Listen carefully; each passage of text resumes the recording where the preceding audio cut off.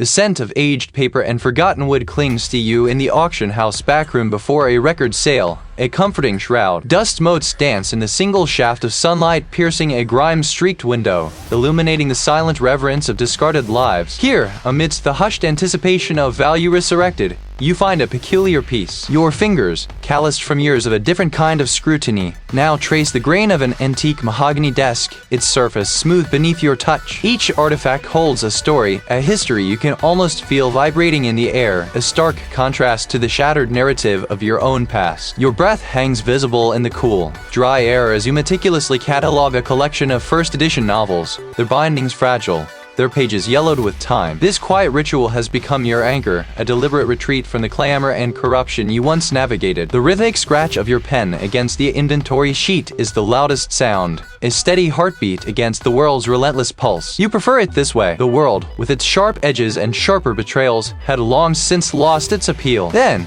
the shrill, insistent shriek. It tears through the silence, a metallic claw raking across the fabric of your carefully constructed solitude. Your head snaps up, eyes narrowing. The old rotary phone, a relic even here, vibrates on a nearby shelf, its insistent demand echoing off the high, vaulted ceiling. You stare at it, a dark premonition coiling in your gut, a familiar chill creeping into your bones. It's a sound you haven't truly answered in years, a siren call from a life you bury with the rest of your regrets. Reluctantly, your hand reaches for the receiver, its bakelite cool beneath your fingers. Adams, you state, your voice rough, unused to its own sound. A pause, thick with static. Then a voice, clipped and efficient, devoid of pleasantries. Seth Adams, it's a man, unfamiliar, yet his tone carries the undeniable weight of authority. This is Detective Miller, Major Crimes. Your grip tightens on the receiver. Major Crimes. The words taste like ash. You had sworn off that world, its grim realities, and its even grimmer consequences. What do you want? You ask, the question a low growl. We're calling regarding Julian Thorne. The name hits you like a blunt force trauma. Julian Thorne, the tech titan, the innovator, the man whose face adorned every financial news outlet. The thought is immediate, unbidden. What about him? You press, your voice betraying the first hint of your old intensity. The quiet backroom suddenly feels too small, too stifling. He was found this morning. Of this apparent homicide, the detective's voice is flat, clinical, relaying a fact of the universe. This is not your problem, not anymore, and this concerns me how? Another pause, longer this time, pregnant with unspoken meaning. Then, the words that shatter your carefully constructed piece, splintering it into 1,000 sharp shards. Your sister, Lena, she's the prime suspect. The world tilts. The scent of old paper vanishes, replaced by the metallic tang of fear. Lena, your estranged sister, the vibrant, headstrong girl who always found trouble, but never this kind of trouble. Prime suspect. The phrase reverberates, a hammer blow to your chest. The detective's words are a vice, squeezing the air from your lungs. You can almost feel the weight of the accusation, the grinding gears of the system already turning against her. The denial is reflexive, instinctual, born of a deep-seated protectiveness you thought long dead. Her fingerprints were found at the scene, and a witness places her near Thorne's residence late last night. The detective's tone remains impassive, unyielding. Facts? Just facts. Your mind races, a tempest of questions. Lena and Julian Thorne, how could their paths have crossed in such a way? What could possibly connect your sister, a graphic designer with a penchant for activism, to a ruthless tech CEO's violent demise? The fragments of information collide, sparking a familiar, unwelcome fire within you. The logical mind, the one you'd meticulously suppressed, begins to stir, stretching its long dormant muscles. Where is she now? You demand, the polite pretense of your new life crumbling. The old Seth, the relentless investigator, begins to resurface, a dangerous glint in his eyes. She is being held for questioning. We're preparing to charge her. The finality in his voice is a punch to the gut. Shard her. Your sister, lost to you for years, now lost to a system that cares little for truth, only for conviction. The weight of your past mistakes, the ones that drove you to this solitary existence, presses down on you, a suffocating blanket. You hang up the phone, the clatter echoing in the cavernous room. The receiver feels heavy, a conduit to a world you desperately tried to escape. The dust motes still dance in the sunbeam, but now they seem to mock your stillness, your forced detachment. The past had finally caught up, not with you, but with the one person you still harbored a faint, flickering hope for. The clock, silent and unseen, had begun its relentless countdown. Lena, the name, unsaid, echoes in a hollow space where your chest once held a heart unburdened. Now only a lead weight resides there, pulling you towards a past you meticulously buried. The world demands your return, not gently, but with the brutal shove of a precinct detective's accusation. You move through the city, a phantom limb aching with every step. The familiar architecture blurs, glass towers, rain-slicked cobblestones, the indifferent faces of strangers. Each brick, each pane of glass, seems to watch, judging your reluctant pilgrimage. The air is thick with the promise of an impending storm, mirroring the tempest churning within you. The holding facility is not a cage, but a sterile, windowless room, the air recycled and thin. A single metal table, 2 chairs. Her vibrant red hair, usually a wild halo, is lank, falling across a face pale and drawn. Her eyes, once sharp emeralds, are clouded with a terror you rarely saw, even in her wildest escapades. Lena, you murmur, the name a rusty key turning in a forgotten lock. She flinches, then looks up.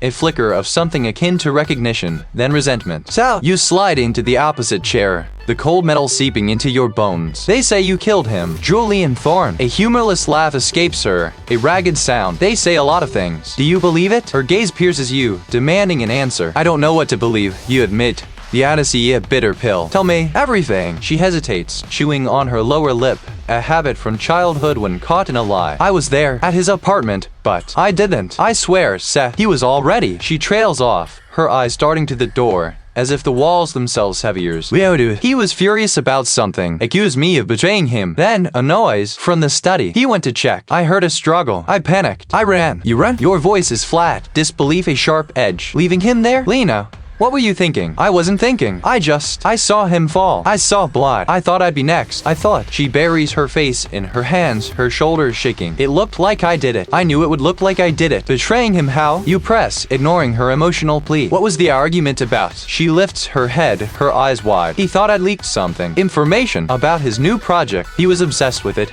Always paranoid. Said someone was trying to steal his work. A low rumble from the doorway precedes the entrance of Detective Ramirez. His silhouette fills the frame, broad-shouldered, radiating an aura of barely contained impatience. This isn't your jurisdiction. What's your take on that? Ramirez steps further in, his presence dominating the small room. Your sister's story changes like the wind. First, she denies being there. Then she admits it, claims self-defense, then panic. Now she is weaving tales of corporate espionage. To Minette, he gestures to a folder he carries. We have her fingerprints all over the murder weapon. A heavy crystal paperweight, and security footage places her at the scene, entering and leaving, alone. Right around the time of death. Prints on a paperweight could mean she touched it, not that she used it. You counter your mind already dissecting his statement. And the footage? Does it show her with the victim? Or after? Ramirez's lips thin. It shows her alone. And a witness places her arguing with Thorne in the lobby just hours before. He slams the folder onto the table, a thick thud. Save your theories, Adams. She's going down. He turns to your sister. You're lucky we're even letting your brother waste our time. Think carefully about your next statement. Thorne he was already dead when I ran, or dying, and the paperweight. I remembered touching it earlier that evening, when he was showing me some rare manuscript he acquired. He was so proud of it. A rare manuscript. That detail, insignificant to Ramirez, snags in your mind. Thorne, the tech titan, a collector of ancient texts. It doesn't fit the public persona. Your sister's words, Ramirez's accusations, swirl in your head. Prints on the murder weapon. Witness placing her arguing. Security footage. All damning. A victim, perhaps,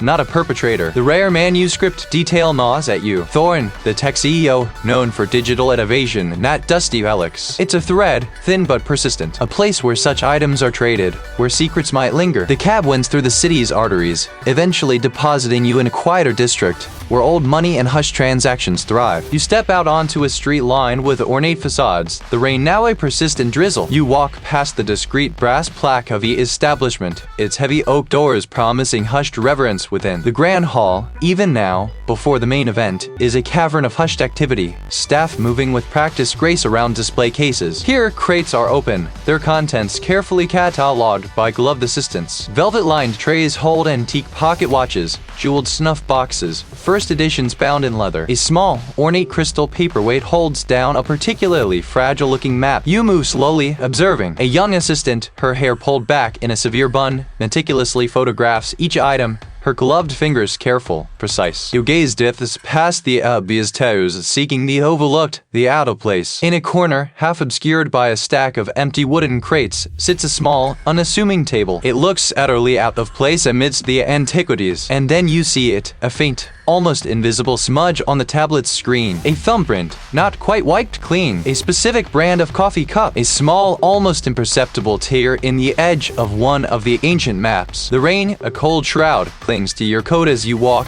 each drop a tiny accusation. Ramirez's words, a dull hammer against your resolve. echo in the hollow space between your temples. Prime suspect. Lena. But the rare manuscript, that peculiar detail dismissed by the official investigation, now blossoms in your mind, a fragile, vibrant clue. Thorne, the tech titan, a man of algorithms and digital empires, dabbling in parchment and vellum? It's a discord, a note out of place in a carefully orchestrated symphony. You slip through a side entrance, past a bewildered porter, the scent of polished wood and aged paper filling your lungs. The air here is thick with anticipation, a hushed reverence for objects that had outlived their creators, a symphony of muffled clinks and the soft rustle of protective coverings. Your target is the chief appraiser, a man known for his encyclopedic knowledge and his disdain for anyone outside the rarefied air of his world. You spot him near a display of illuminated manuscripts, his face a study in concentration as he adjusts the spotlight. He is a man carved from the same ancient wood as his treasures, his spectacles perched precariously on his nose. A fascinating collection, you remark, your voice low, a practiced cadence of polite interest. He glances up, his eyes sharp as a curator's blade, assessing you in an instant. Indeed, the appraiser replies, his tone clipped, dismissive. These are not for the casual admirer. No, you agree, stepping closer. But I hear Julian Thorne was more than a casual admirer. Thorne was an interesting client. His interests were, shall we say, eclectic. He turns back to his manuscript, a subtle barrier. Eclectic enough to be acquiring a particular text. You press, your voice a silken thread, perhaps one that doesn't quite fit the usual profile of a tech mobile's collection. He sighs, a puff of dusty air. Mester, Thorne had an agent, a procurer of sorts, a man who handled the more sensitive acquisitions. He pauses, then adds, he was, in fact, due to collect a rare, unpublished treatise on ancient encryption methods just last week, a rather unusual piece for a private collector. He never arrived. Ancient encryption methods. The phrase hangs in the air, a phantom key. This is a lead, a deviation from Lena's narrative. Thorne wasn't just collecting. He was seeking something specific, something that linked the archaic to his own world of digital secrets. You turn to face the detective, Ramirez, his eyes narrowed, a predator's gaze. He's followed you. Still chasing ghosts, Adams? Ramirez sneers, his presence a wall of uniformed authority. This is an active crime scene. In a manner of speaking, your presence here is an obstruction and a violation of your parole terms. I might add, to be interfering with an ongoing investigation. I'm merely appreciating the ad as a. Ramirez counters, stepping closer, his breath smelling of stale coffee. And your sister put it there. Stay out of it, Adams. Your days of playing hero are over. Go home before I make sure you can't. The veiled threat is clear. A gauntlet thrown. You meet his gaze, unwavering, a silent promise of defiance. Ramirez's presence is a brick wall, his words a clear message. The official channels are closed to you, actively hostile. The lead on the manuscript, the appraiser's words about ancient encryption methods, burns within you. It's too specific, too odd to be mere coincidence. You find yourself at the edge of the city's underbelly, a neon-streaked alley reeking of stale beer and desperation. You duck into a nondescript doorway, climbing 3 flights of creaking stairs to a loft apartment humming with the low thrum of server fans. The door, scarred and graffitied, opens to reveal a young man, gaunt and pale, his eyes luminous behind thick-rimmed glasses, bathed in the blue glow of multiple monitors. Thought you'd finally gone off-grid for good. Lena, you say, cutting to the chase. She's been framed. I need to know what Thorne was really doing. You say, the springs groaning in protest. Thorne Inc? Huh? Big fish. Lots of walls. Lots of firewalls. But even the biggest fish leave ripples. He types, a blur of motion, his fingers dancing across the keyboard. Lines of code scroll. A silent waterfall of information. Corporate espionage, political connections, usual high-level muck. But there's a murmur, a whisper in the data streams that doesn't fit the public narrative. Something deeper. He leans back, his gaze fixed on a particular screen, a complex web of encrypted files. Thorne was obsessed with something called Project Chimera. It's not an official project listed anywhere. No public records, no internal memos that make sense. It's like a ghost in the machine. A codename that appears in fragmented, highly secure communications, always linked to some obscure research division that was supposedly shut down years ago. Project Chimera. The data points to a massive, clandestine undertaking, but the wet and the wire buried under layers of encryption I haven't cracked yet. It's like they were building a digital fortress around this one secret. It's a dead language, almost. Not standard modern encryption. It's an anachronism, almost as if they were trying to hide something ancient in a very modern shell. Your mind flashes back to the appraiser's words. Ancient encryption methods. Thorne wasn't just a tech mogul. he was digging into something far older, far more dangerous. And whatever Project Chimera is, it's powerful enough to kill for. The Phantom Project still echoes in the hollow chambers of your mind, a name unfinished, a mystery uncoiling. The appraiser's whispered words, ancient encryption methods, now resonate with an unsettling clarity, a dissonant chord struck between crumbling vellum and gleaming silicon. Thorne, the tech titan, was not merely building digital empires. He was sifting through dust, seeking secrets buried in the bedrock of time. The air in your cramped apartment hums with a low thrum of cooling fans, a mechanical heartbeat accompanying your clandestine hunt. You are delving into Thorne's digital fortress, not through official channels, but through the forgotten backdoors and overlooked vulnerabilities that linger in the wake of any colossal enterprise. Each line of code you unravel, each firewall you breach, feels like picking at a scab, exposing raw nerve. Hours bleed into one another, the glow of the screen painting your face in shifting hues of green and blue. You slip past layers of corporate security, a phantom moving through data streams, until you find it. A hidden server tucked away in a rarely accessed subnet, its existence an anomaly within Thorne's meticulously organized network. Inside, a trove of files, heavily encrypted, bearing timestamps that predate Thorne's public ventures into historical artifacts. One file, however, stands out, its encryption slightly weaker, a key left ajar. It hints at something far beyond mere academic curiosity, something that bleeds into the realm of control, of manipulation. This isn't just research, it's an architecture of influence built on the bones of the past. A single, almost innocuous entry, an invoice for consulting services rendered 3 years prior, a brief period before Thorne's company became a juggernaut. Before Lena's own life spiraled, he was listed as a cultural liaison for a minor subsidiary, a project that was quickly absorbed and buried. Was she merely a consultant, or was she closer to the heart of Chimera than you ever imagined? The revelation twists a knot in your gut, hardening your resolve. You move among them, an observer, your gaze sweeping for familiar faces, for any sign of those who might also be pursuing Thorne's esoteric interests. As a velvet rope is drawn back to reveal a particularly exquisite medieval codex, its illuminated pages promising forgotten lore, a figure detaches from the periphery. He is tall, impeccably dressed, his eyes like chips of obsidian, devoid of warmth no one else seems to notice. His gaze is steady, unwavering, boring into yours. Some histories are best left undisturbed, some truths better left unexamined. He pauses, allowing the weight of his words to settle, a leaden cloak upon your shoulders. He knows your name, your past, your current obsession. He knows about Lena. He knows the stakes. The warning is clear, direct, and personal. You have not just unearthed a secret.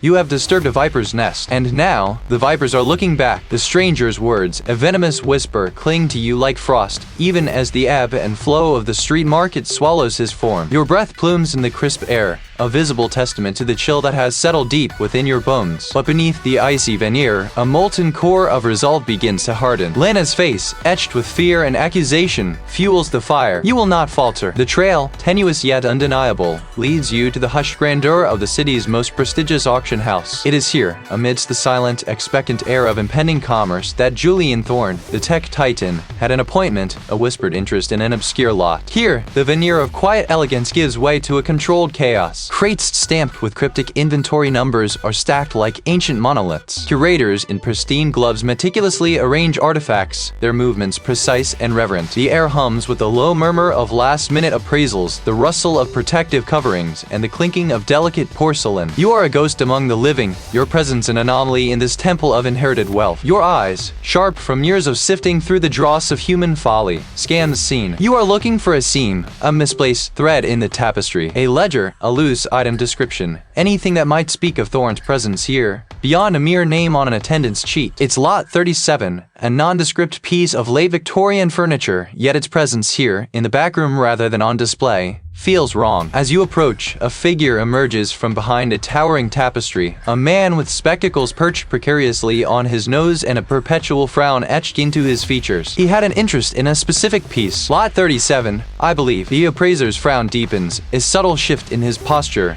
a tightening around his mouth. Mr. Thorne expressed interest in many things. Lot 37 was. He hesitates, glancing around the bustling back room as if checking for unseen ears. He insisted on a private viewing, not unusual. but he was agitated, and he left something. And the news? What did he leave? The question hangs in the air, taut with unspoken urgency. The appraiser's gaze darts to the desk, a small compartment. He showed it to me. Your fingers find the hidden catch, a tiny brass button disguised as a decorative rivet. With a soft click, the panel springs open, revealing a shallow recess. Inside, nestled on a velvet lining, lies a sleek, metallic data drive, no larger than your thumb. Is it? That bit? He said it was insurance. The appraiser adds, his voice barely audible, his eyes wide with a dawning realization of the weight of his revelation. Against the collective. You look at the data drive, then back at the appraiser. Thank you, you say, the words feeling inadequate for the precipice he has just led you to. As you turn, the backroom suddenly feels different. The murmurs of the staff sound like a rising tide, the clinking of porcelain like distant bells of warning. The air, once merely thick with old wood, now feels charged, heavy with unseen eyes. You pocket the drive, its presence a small, hard weight against your thigh. The connection is clear, undeniable. The collective. Their influence stretches further, deeper than you had ever imagined, reaching into the very heart of the city's power structures. Lena, caught in their web,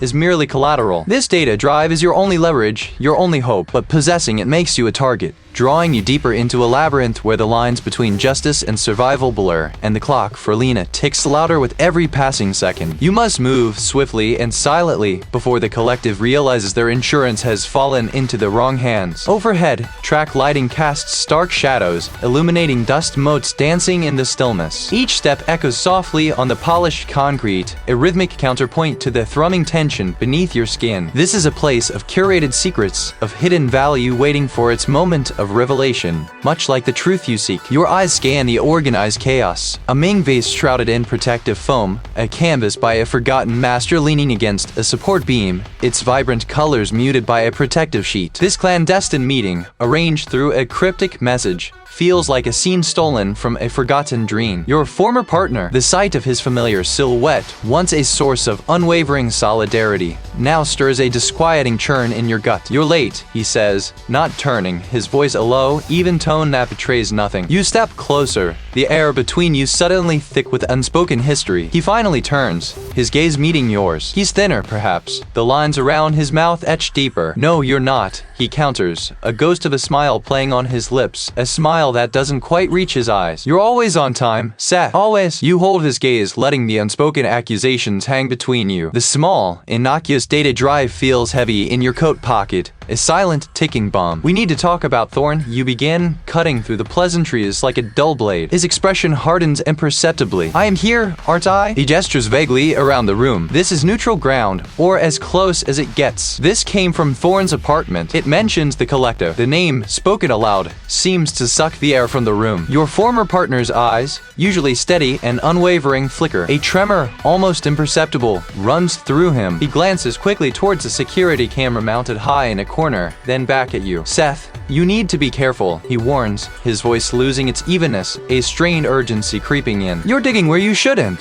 or can't. You challenge, stepping closer, invading his personal space. Because it leads to you, this drive has files, communications, and it implicates people who are supposed to be on our side. You watch his face, searching for any tell, any crack in the facade. His jaw tightens. He reaches out, not to you, but to his small, antique music box on a nearby table, tracing its intricate inlay with a trembling finger. Thorne, he was onto something big, bigger than anyone knew. His voice is barely audible, a ragged admission. Lena, she wasn't just an assistant. This is it. Helping him with what you demand? Your patience fraying. He finally looks at you, his eyes clouded with a desperate weariness. Thorne wasn't just a tech CEO. He was trying to expose them, the collective. He'd found evidence of their infiltration into his company, using it as a front for some kind of illicit data harvesting, influencing markets, even political campaigns. Lena, he was his confidante. She saw the documents, the encrypted messages. She helped him compile a dossier. The pieces click into place with a sickening finality. Lena wasn't a killer. He was a witness. It's hard yet. So she stumbled onto something incriminating, you state, the words of bitter taste on your tongue. And they killed Thorne because of it, and framed her to keep her silent. He nods slowly, his gaze fixed somewhere beyond you, at the ghosts of his own choices. Thorne was close to going public. He'd even secured a meeting with a journalist, a contact Lena had. He was preparing to leak everything. That night, the night he died,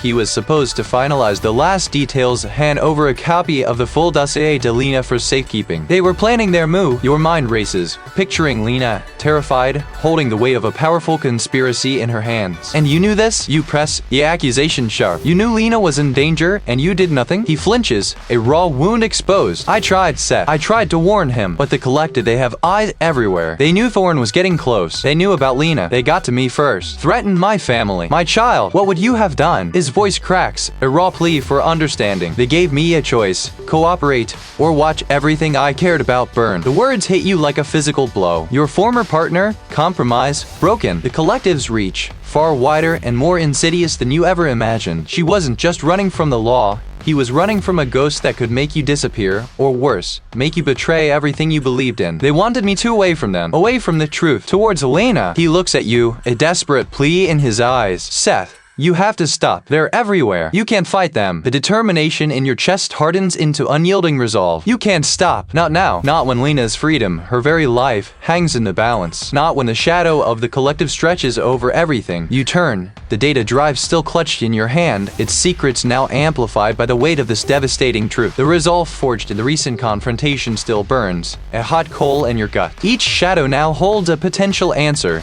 each whisper a clue. The urgent blare of a news bulletin rips through the static of a diner's television, the image flickering across the greasy screen. A small-time art dealer, a peripheral figure once connected to Julian Thorne's early ventures, found dead in his lavish, yet meticulously ransacked, penthouse. The lead detective's grim pronouncement, a familiar face now etched with cold disdain, cuts through the din. He speaks of a brutal efficiency, a professional touch, a manufactured reality spun with malicious precision. They have framed you. The collective isn't just watching.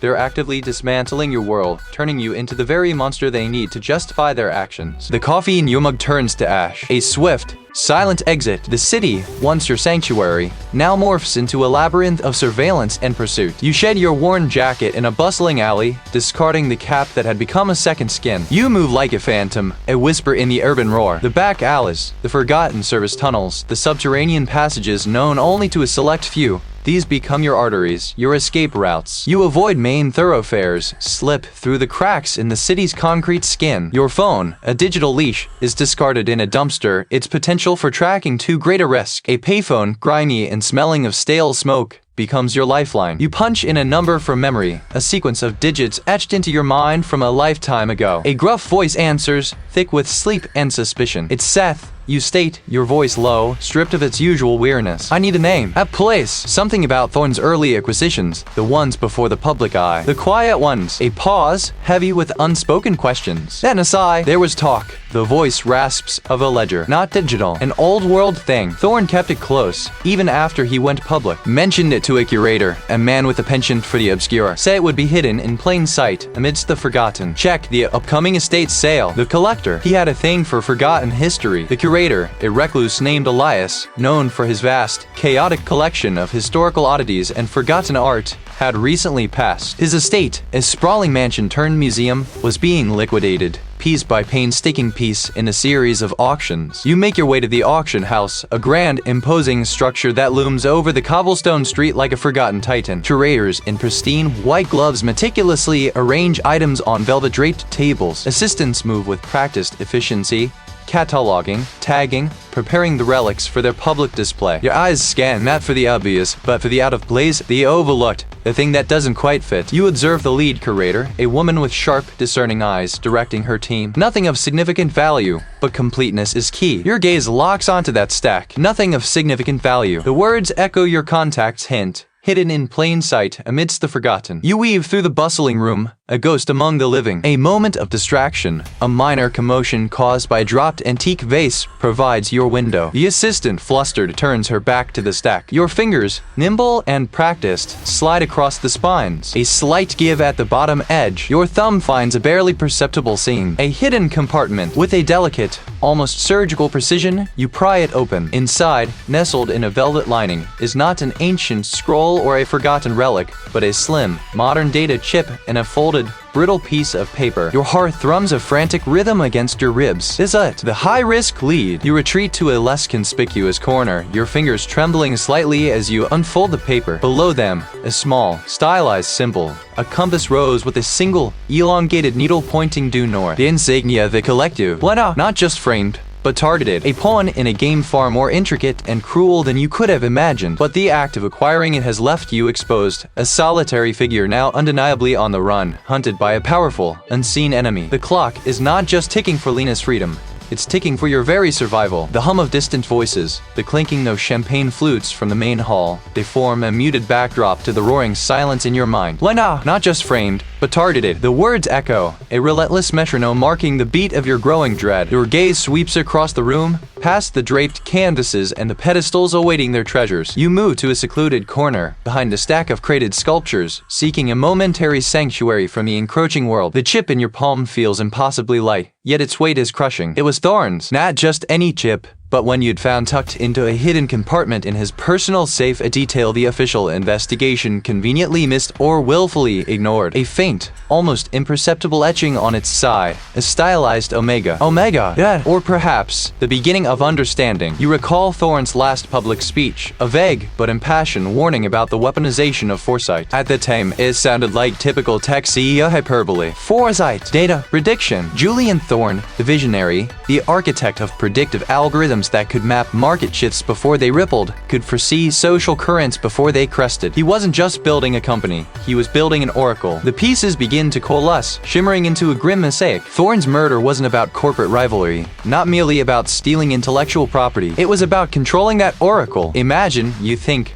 the power to not just react to the future, but to shape it, to predict the rise and fall of economies, the outcomes of elections, the very fabric of public opinion. This wasn't espionage, it was dominion. She worked closely with Thorne. She understood his systems, perhaps even helped refine them. If Thorne was the architect, he was the master builder. Her framing wasn't just convenient, it was strategic. To pin the murder on her, to eliminate her as a witness, to discredit anyone who might speak of Thorne's true work, and perhaps to gain access through her knowledge. Or, worse, to ensure no one else could complete what Thorne had started, should the true prize remain elusive. You remember the brief, almost dismissive mention of a Project Omega in one of Thorne's encrypted emails, a fragment you'd painstakingly recovered. A project too sensitive for the company's servers, too dangerous for public knowledge. Thorne was not just predicting, he was building. A system designed to analyze global data, not for profit, but for what? Protection? Or something far more sinister? The organization. They sought to hijack Thorne's creation,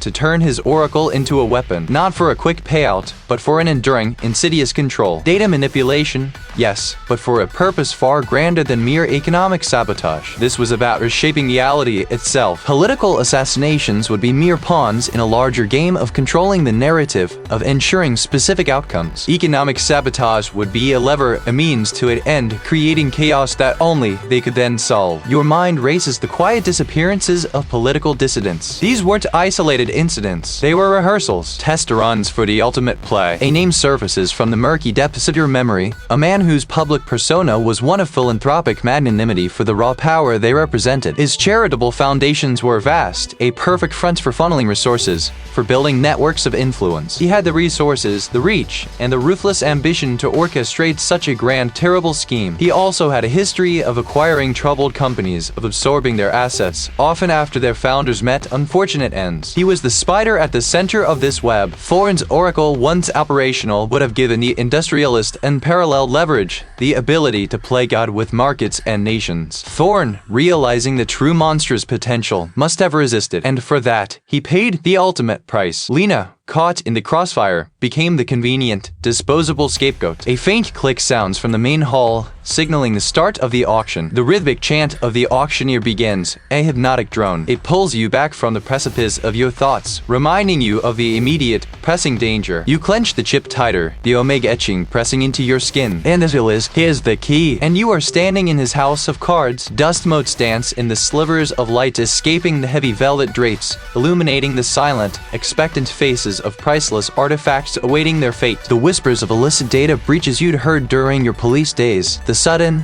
inexplicable shifts in market sentiment that baffled analysts. The quiet disappearances of political dissidents. These weren't isolated incidents. They were rehearsals, test runs for the grand, final act you now understand is about to unfold. The pieces, once scattered and seemingly disparate, snap into a terrifying mosaic, each jagged edge now fitting perfectly. Julian Thorne's murder, Lena's framing, the relentless pursuit you've endured, all pawns in a meticulously orchestrated game. Your gaze falls upon a display case, its glass shimmering, protecting a collection of antique pocket watches. One in particular draws you in. Its casing is not gold or silver, but a dark, almost obsidian-like metal intricately engraved with a crest you've seen before. Not in any public record, but in the blurred background of an old, grainy photograph from Lena's digital archives. A photograph of Thorne himself, standing beside a much older, stern-faced individual, both wearing lapel pins bearing that very crest, a symbol of an exclusive club, a society of influence dismissed by the public as harmless philanthropy. Now, it screams of something far more sinister. You'd always dismissed it as urban legend, a paranoid fantasy fueled by the disillusion. How wrong you were! What? It could only belong to one man. The name echoes in the silent chamber of your skull.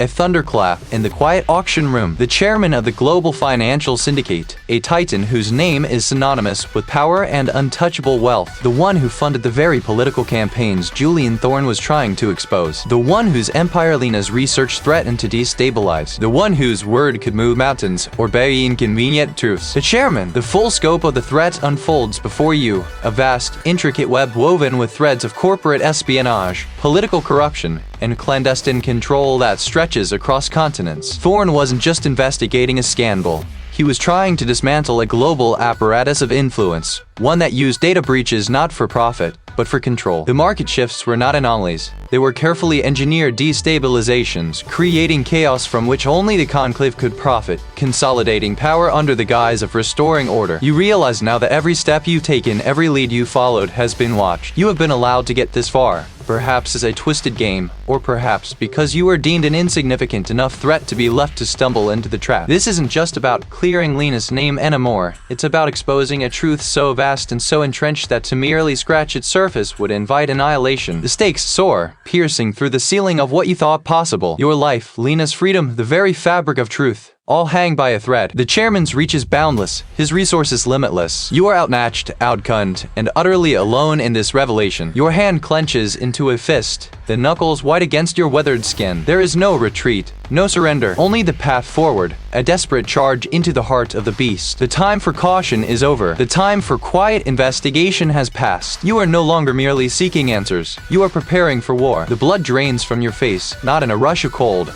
but a slow, creeping realization that leaves your limbs heavy, your heart a leaden weight. What? It could only belong to one man, the chairman of the guild. The pieces, once scattered like broken glass, now coalesce into a grotesque mosaic, sharp and undeniable. Velvet ropes cordon off a display case where the evening's prized jewel, a rare illuminated manuscript known as the Chronicle of Shadows, gleams under focused spotlights. Its pages, rumored to hold ancient ciphers, are the linchpin. You know better. You know what truly hides within its binding, a truth far more dangerous than any historical secret. A hushed flurry of activity surrounds you. Clerks in crisp uniforms glide with practiced efficiency, their movements precise, their expressions carefully neutral. Every breath is a calculated risk, every glance a potential betrayal. You spot Lena then, a luminous figure among the muted opulence. She stands near the front, her gaze fixed on the manuscript, a strange mixture of awe and unease etched on her features. He is here at the invitation of the chairman, a move you now understand as a calculated trap, a public display of control. Your sister, unknowingly, is a pawn in a game far grander and deadlier than he could ever comprehend. The sight of her, so vulnerable, ignites a fierce, protective fire within you, hardening your resolve. A voice, smooth as aged whiskey, cuts through the murmur. A magnificent piece, wouldn't you agree, dear Lena? The chairman of the guild. He materializes beside your sister, a man whose presence commands attention without a single shouted word. His silver hair is impeccably groomed, his tailored suit a second skin. The architect of Thorne's demise, the puppeteer of Lena's fate,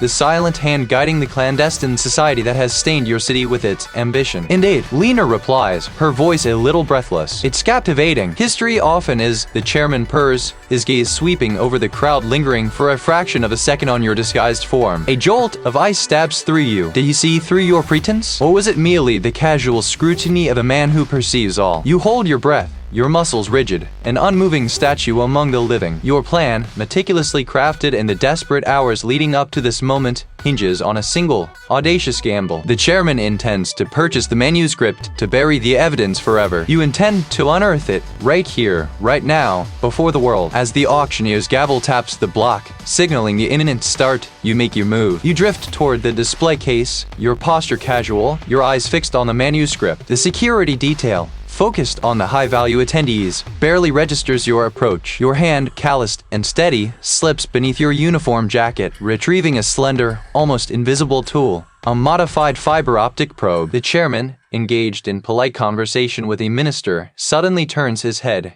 his gaze sharpening, his smile faltering. He senses it, the shift in the air, the subtle tremor of an impending breach. His eyes lock onto yours, the distance between you dissolving, a silent challenge passing between predator and prey. "Excuse me," you murmur to a passing colleague, brushing past him with an apology, your body language betraying nothing but urgency. Your fingers work with practiced speed, the probe sliding into a minuscule seam in the display case, a flaw only you, with your intimate knowledge of such security, could exploit. We begin bidding at 10 million. Your hand reaches in, not to grasp the manuscript, but to manipulate the small, nearly invisible hinge. A soft click, the false spine of the book, a masterwork of deception, comes loose. A sharp intake of breath, a sudden, piercing gasp from Lena. It's moving. Confusion ripples through the room. All eyes, including the chairman's, snap to where Lena is pointing. A small, almost imperceptible tremor runs through the display table. A minor distraction, but it's enough. You slip the chip into a pocket, replacing the false spine with a deft movement, closing the display case. "You mouse, stop that man!" he roars, his cultivated veneer shattering,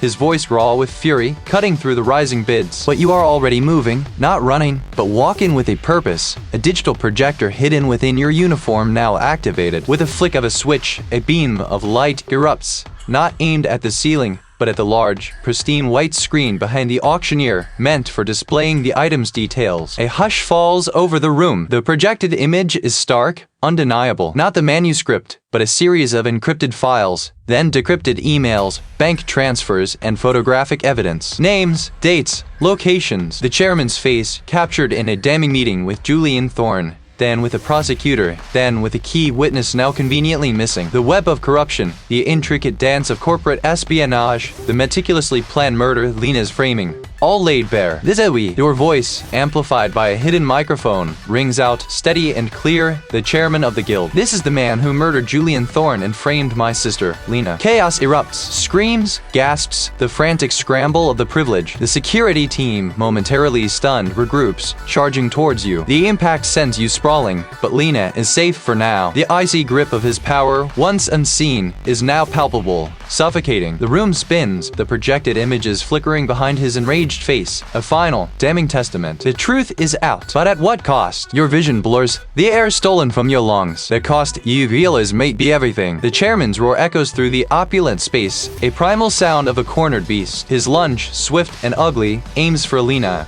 not with a weapon, but with the intent to silence, to obliterate. You move, a blur of instinct toned by years of street-level chaos, a ghost to the detective you once were. Your arm sweeps out, a shield of bone and muscle, intercepting the chairman's charge. The impact jars your shoulder, but Lena, wide-eyed, remains untouched behind you. Security guards, their initial shock replaced by a professional ferocity, close in. A heavy hand clamps your arm, another shoves your back. You twist, an elbow finding purchase against a sternum, a foot sweeping low. The intricate dance of violence, learned in aulas and interrogation rooms, returns with brutal clarity. You are the protector, the avenger. The cacophony of shouts, the sharp crack of a thrown vase, the frantic whispers of the fleeing elite, it all blurs. Then, a new voice cuts through the din, sharp and authoritative. Hold. Police! Behind him, uniformed officers spill into the room, their presence an immediate, sobering weight. The chairman, momentarily distracted by this unwelcome intrusion, snarls, his face a grotesque mask of fury and fear. This is a private matter. The chairman bellows, his voice cracking. These individuals are trespassing, attempting to disrupt a legitimate sale. A legitimate sale of stolen artifacts, perhaps? The senior detective counters,